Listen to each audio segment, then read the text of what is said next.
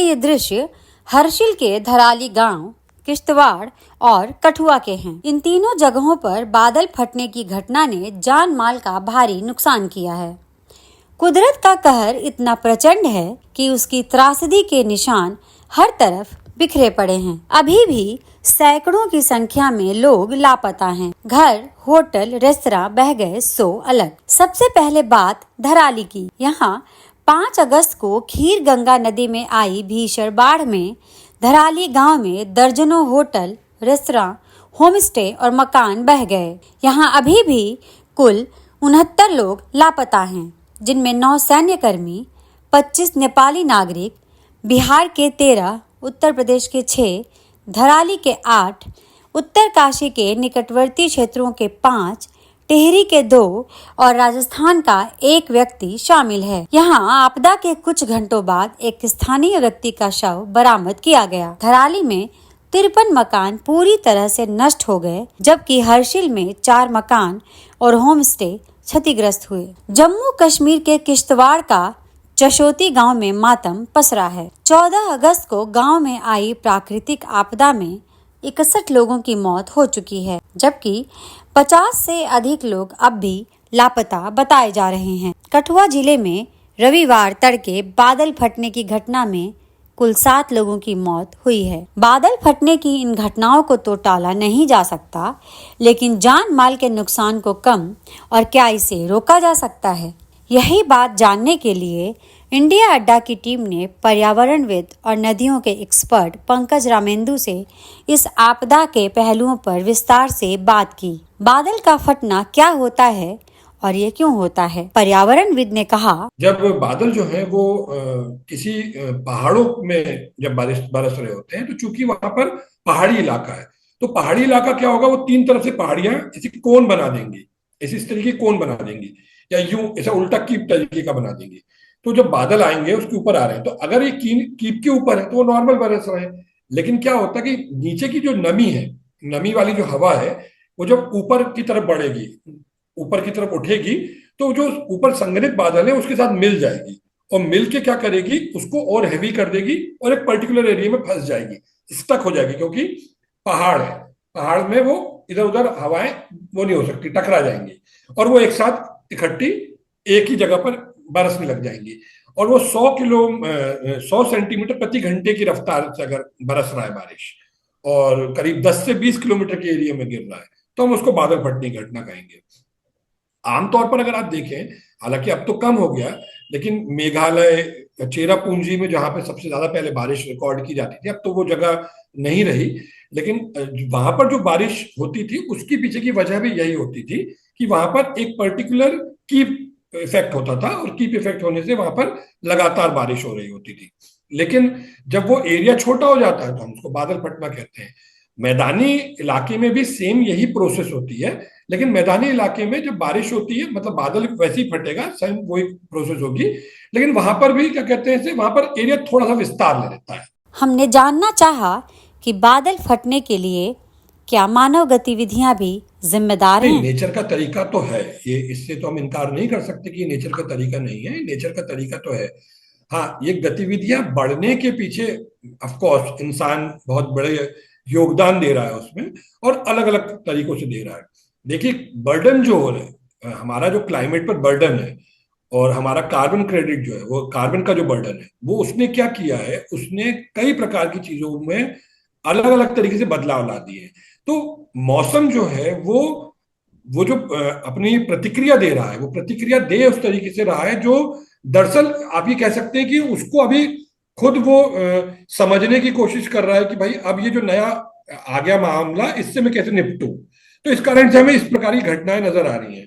मतलब अगर हम ग्लोबल वार्मिंग की बात करते हैं, या हम क्लाइमेट चेंजेस की बात करते हैं, क्लाइमेट चेंजेस की वजह से ग्लोबल वार्मिंग हो रही है, तो वो तो नो डाउट बहुत बड़ा रीजन है, उससे हम इनकार नहीं कर सकते हैं कि ये क्या कहते हैं इसे, बादल फटने ऐसी घटनाओं को बढ़ावा दे रहा है। लेकिन पंकज ने बताया कि बादल फटने की घटना के लिए सीधे रूप से इंसानी गतिविधियां जिम्मेदार नहीं हैं, लेकिन जान माल के नुकसान सरकार और लोग जरूर जिम्मेदार हैं। खासकर नीतिगत फैसलों को सही तरीके से लागू नहीं किया जा रहा।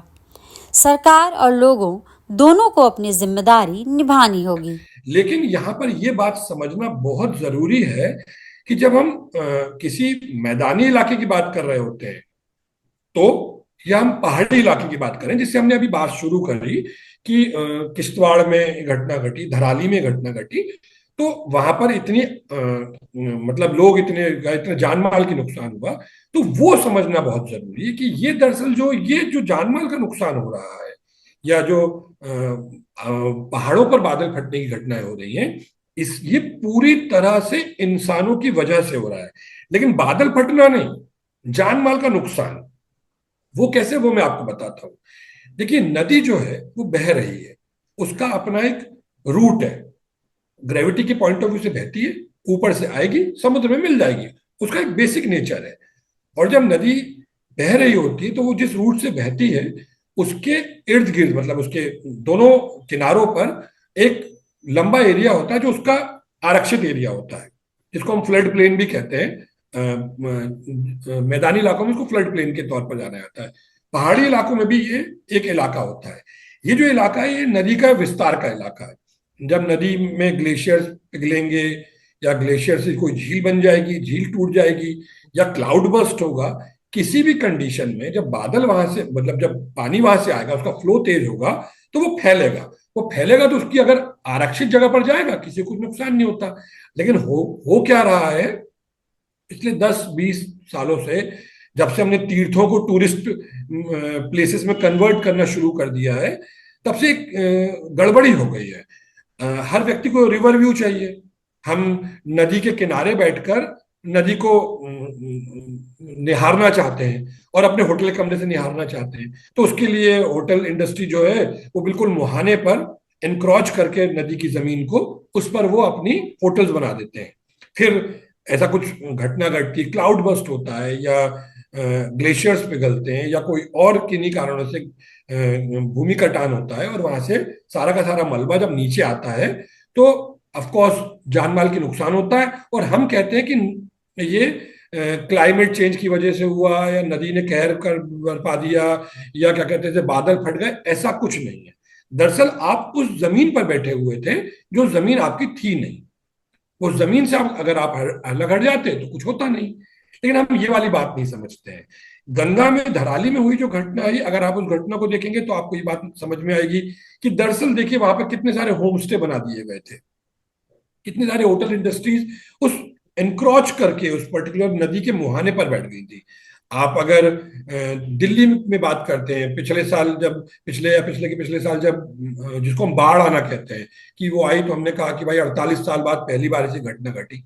बाढ़ नहीं आई है, आप नदी की जमीन पर बैठे हुए थे। क्या नाम है उसका, कौन सा बैराज है, जो वजीराबाद बैराज से लेकर अगर आप सरिता विहार तक के पूरे एरिया को, पूरे 22 किलोमीटर के पैच को देखेंगे, तो आपको नजर आएगा अक्षरधाम का मंदिर जो है वो यमुना के खादर पे बना हुआ है। तो आपने उसकी जमीन को हड़प लिया है, और फिर जमीन को हड़पने के बाद आप ये कह रहे हो कि नदी क्रूर हो गई, या मौसम जो है वो हमारे साथ क्रूर बर्ताव कर रहा है। इसमें सबसे पहला जो भूमिका है वो तो नीतिगत ही है। मतलब जैसे अगर मैं आपको मतलब थोड़ा सा वैसे समझे कि हर तरफ हम ऑल वेदर रोड बना रहे हैं।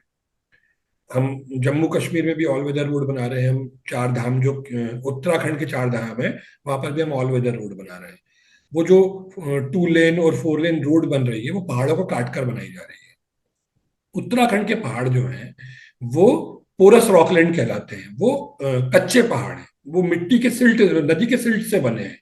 तो नदी का सिल्ट जो है वो धीरे धीरे इकट्ठा होता गया, और पहाड़ होते हैं, वो भुरभुरे पहाड़ हैं। वो हमेशा पानी को पीते रहते हैं, और हमेशा एक प्रकार से कभी भी लैंडस्लाइडिंग वहां पर होती रहती है। और वो बहुत सामान्य बात है, क्योंकि वो पहाड़ कच्चे पहाड़ हैं, पक्के पहाड़ नहीं है, वो समुद्र से निकले हुए पहाड़ नहीं है। और अगर आप उनमें ड्रिल करोगे तो ये नुकसान होगा, पहली बात। तो ये नीतिगत तरीके से हमें बात समझना जरूरी है।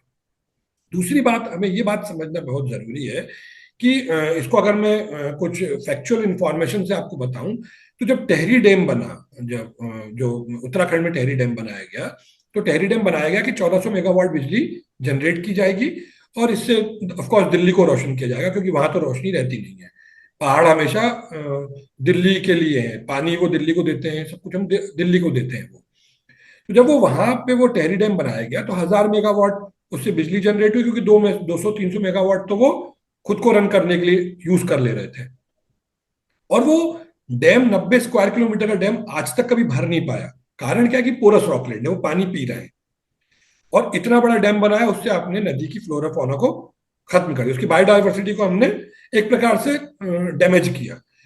तो जब ये हुआ तो इसके बाद से गंगा के प्रति एक एक्टिविज्म शुरू हुआ। डॉक्टर जीडी अग्रवाल थे, जो आईआईटी प्रोफेसर थे, फिर बाद में स्वामी सानंद के तौर पर उन्हें मातृ सदन के साथ वो संगठित हुए।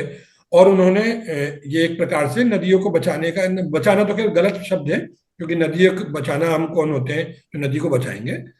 ये कह सकते हैं कि नदियों की एक उसके लिए बेहतरी के लिए उन्होंने कुछ काम करना शुरू किए। और एक मसौदा तैयार किया गया, जो मसौदा ये कहता था कि भाई गंगा या कोई सी भी जो नदी, जो पहाड़ों से आने वाली नदी है, उसकी रक्षा या उसकी सुरक्षा के लिए हमें क्या कदम उठाए जाने चाहिए। तो उसमें पहला जो जरूरी शब्द था, जो पहले जरूरी शर्त थी, वो यही शर्त थी कि नदी को उसकी आरक्षित जमीन दे दी जाए, उसके अलावा आप जो करना कीजिए। अब देखिए 2013 में जब केदारनाथ हादसा हुआ, बाद में सब लोग बोलने लग गए कि वो धराली देवी का मंदिर हटा दिया और ये हो गया, तमाम प्रकार की बातें होने लग गई। लेकिन कोई भी व्यक्ति ने ये सवाल नहीं पूछा कि जब ऋषिकेश तक बाढ़ का पानी आया था तो उस पूरे के पूरे एरिया में वो जो होटल्स डूबे या जो मकान डूबे, वो नदी के किनारे बन कैसे गए, इस पर किसी ने सवाल नहीं पूछा।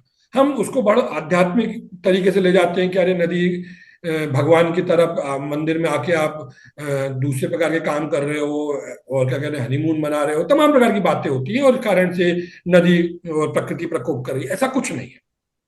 देवप्रयाग से अलकनंदा के जो रूट है, मतलब अलकनंदा और भागीरथी जिस जगह पर मिलती है वो देवप्रयाग है, जहां से गंगा बनती है। तो देवप्रयाग, जहाँ अलकनंदा जहां से आ रही है, औली वाला जो वो है बेल्ट है, उस जगह पे 5 प्रयाग पड़ते हैं। देव प्रयाग, विष्णु प्रयाग, कर्ण प्रयाग, रुद्र प्रयाग, ये सारे प्रयाग टनल में जा चुके हैं। जिस जगह पे दोनों दो नदियां मिलती है, मतलब मंदाकिनी अलकनंदा से मिल रही है, रामगंगा अलकनंदा से मिल रही है, सरस्वती अलकनंदा से मिल रही है, तो वो जगह है नहीं, उनको दूर दूर कर दिया गया। तो उसने क्या किया, उसने पहाड़ों को भी कच्चा किया, उसने एरिया को नाजुक बना दिया, और उसकी वजह से सारी चीजें, और ऑफ कोर्स एनक्रोचमेंट तो है ही है। तो अगर हम जीडी अग्रवाल, स्वामी सानंद के उस मसौदे की बात करते हैं, तो सबसे जरूरी बात तो यही है कि आपको नदी की जमीन को छोड़ना ही पड़ेगा, अदरवाइज आप इसको सहते रहिए, मानते रहिए। और दूसरी बात, अगर आप दिल्ली में देखें, दिल्ली में आप कहते हैं कि भाई बाढ़ आ गई, दिल्ली में बाढ़ नहीं आई। दिल्ली में जो बाढ़ आई है उसकी वजह एनक्रोचमेंट तो है ही है, साथ में नदी का पटना भी है। पटना इन द सेंस, नदी जितनी गहरी होनी चाहिए थी वो पूरी हमने भर दी है, सीवेज से, तमाम प्रकार की गंदगियों से, तो वो सिल्ट जम गया है। तो पानी का फ्लो आएगा तो हथनी कुंड से 1.5 लाख क्यूसेक वाटर छोड़ दिया, अब नदी क्या करेगी, तमाम प्रकार की बातें होती है। वो दरअसल पानी फैलेगा ना, क्योंकि गहराई तो है ही नहीं पानी की। उसके बीओडी वीओडी तो तब उसकी तो बात ही छोड़ दीजिए, बीओडी सीओडी की बात तो छोड़ देते हैं हम। लेकिन पानी को हमने बहने कहाँ दे रहे हैं, हम पानी की गहराई कहाँ रख रहे हैं, तो उसके कारण से वो तमाम जगह पे फैलता, फिर हम बोलते हैं बाढ़ आ गई। तो बाढ़ नहीं आ रही है, दरअसल आपने नदी को पाट दिया है, ये वजह है। दोस्तों, हमारे इस वीडियो को लाइक, शेयर और चैनल को सब्सक्राइब जरूर करें। धन्यवाद।